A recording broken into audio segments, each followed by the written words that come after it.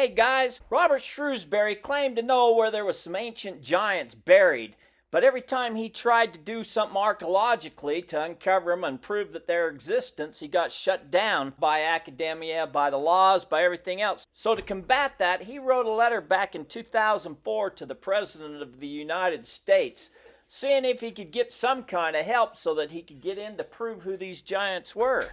He wanted to do some legal archaeological digs, some scientific testing, and release it to the public what the findings were. Well, it fell onto deaf ears. Who knows if this even made it to the president or not, but he never ever heard a response. Well, fast forward to today, sadly, Robert's passed away, and so we'll never know, what secrets he knew, where this stuff was. So watch this entire video of his letter to the President of the United States. Tell me what you think. Was this a crazy letter? Was this, what should he have done differently? I know I had a similar experience when I tried to uncover some giants. I wanted to do it legally, and so I contacted a lawyer in Arizona to help me. So we contacted the lawyer in Utah that helped draft the antiquities laws.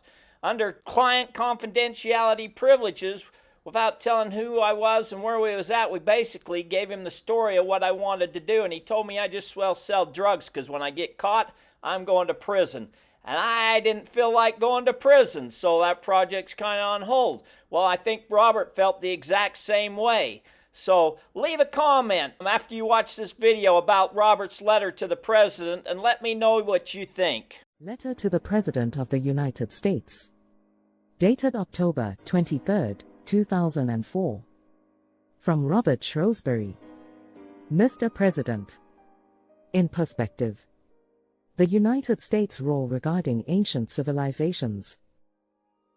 And how groups such as sciences, politics, religions and vested interests deal with them. Giants. After nearly a lifetime of private research and investigation, and trying, with opposition, several times to bring out solid facts, with ancient articles in hand accompanied with forensic documentation, I now believe that there are those that are afraid of the truth, and those that believe that they would in some way lose or otherwise be damaged or threatened by the truth the past has to reveal.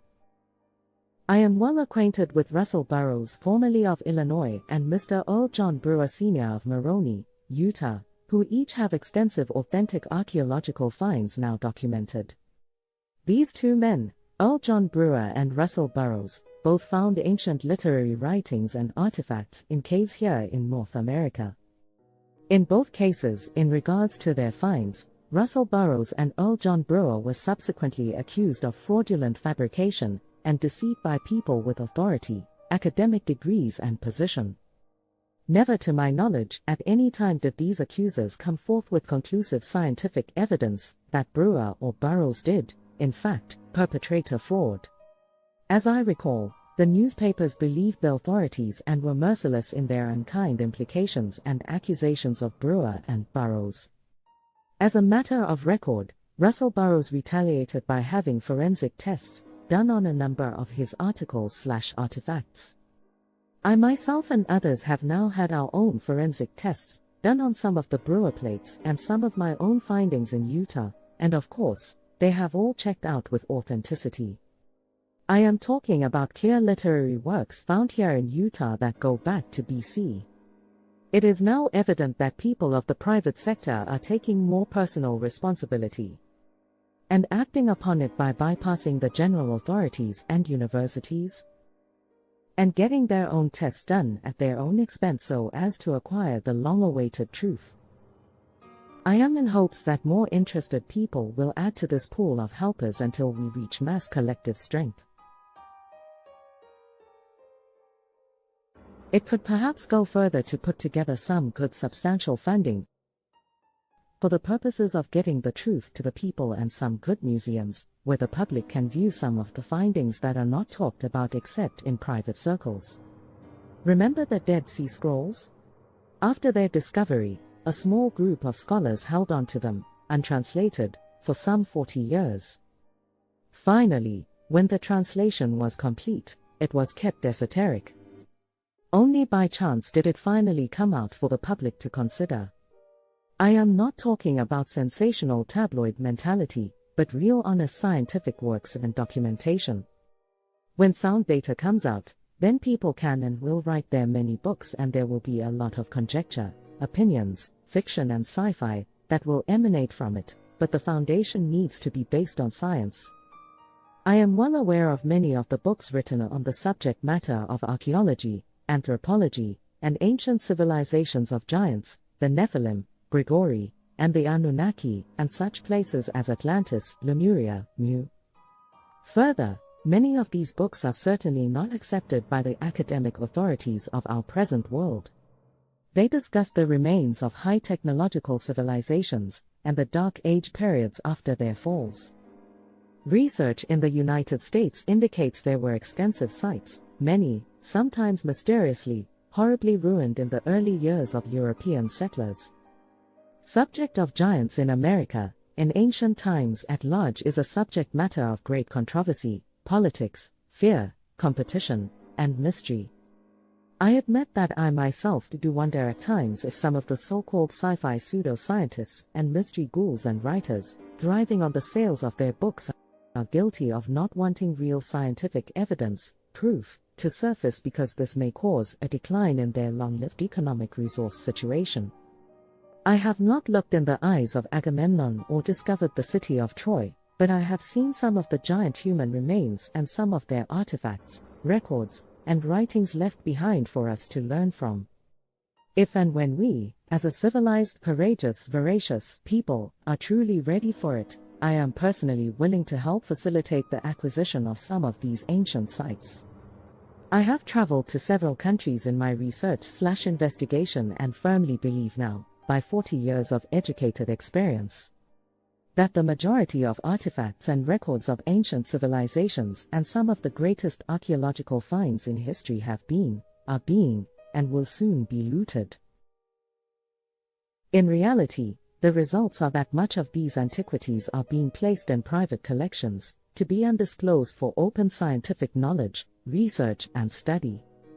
Also, many irreplaceable libraries and scientific tools, artifacts, made of precious noble metals are melted down and sold on the black market by the greedy wealthy for profit, while the desperately poor do their dirty work for a mere hand-to-mouth survival.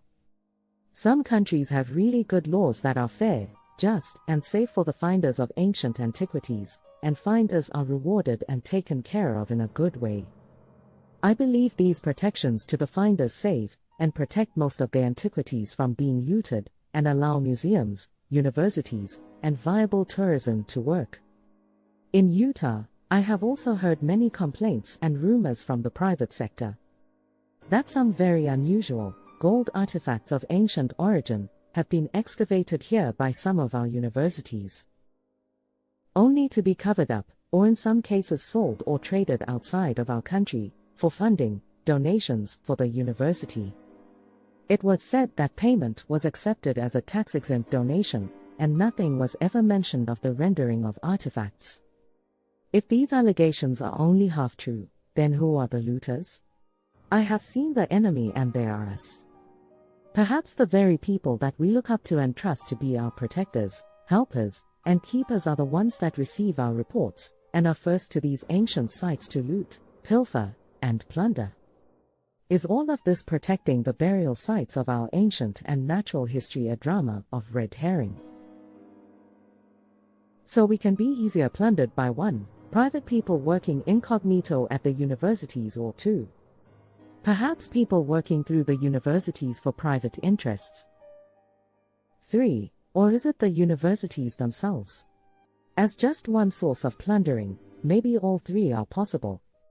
I hope that we can get good sound fair laws in our country as well as in more countries of the world, because this will save, I believe, over 80% of the knowledge of our ancient past from being stolen or destroyed. Though I would hope that there would be a massive public outcry to our elected officials in our respective state and states, as well as Washington, District of Columbia, concerning the illegality of some scientific research in areas of great importance to mankind. The outcry has not happened yet, because I think that the public at large is not aware of the full extent of the situation. I believe that the public and the teachers of our public have been misinformed on some areas of history, and it isn't very likely they would stand up to complain to the very institutions that feed them their livelihoods, prestige, and power. I can respect the Native American feelings towards not desecrating burial sites, and I am part Native American myself. However, the giant people here in America and particularly Utah are usually red-haired and fair-skinned, and I do not think that they are Native American. DNA tests are actually important towards verifying that there were peoples of different civilizations and genetic lines on this world prior to our present official knowledge of history. As civilizations grow and progress, in the evolutionary refinement and development of mankind, they learn greater medicine, a better spiritual, social conscience, and progressive educational improvements. I can think of untold millions of people who are alive, well, and living longer today because of scientific inventions, research, and development. What can we learn from earlier civilizations, so far largely undervalued and mostly ignored? What if it remains suppressed? We have Galileo's historical case of politics and religion obstructing science and human progress. John Dee corrected the Gregorian calendar about 100 years before scholars of those times could accept it because of jealousy. Thinking in retrospect on some of our greater scientists of the past, fear, jealousy, and economic interests have often retarded or blocked the expeditious use of beneficial discoveries. I have an open request to scientists, archaeologists, and anthropologists, and our respective branches of state and federal governments alike to put their authoritative textbooks in an open mode for further additions of revelations and knowledge for just a little moment in time. Let's do a scientific study of some of these still existing giant human remains.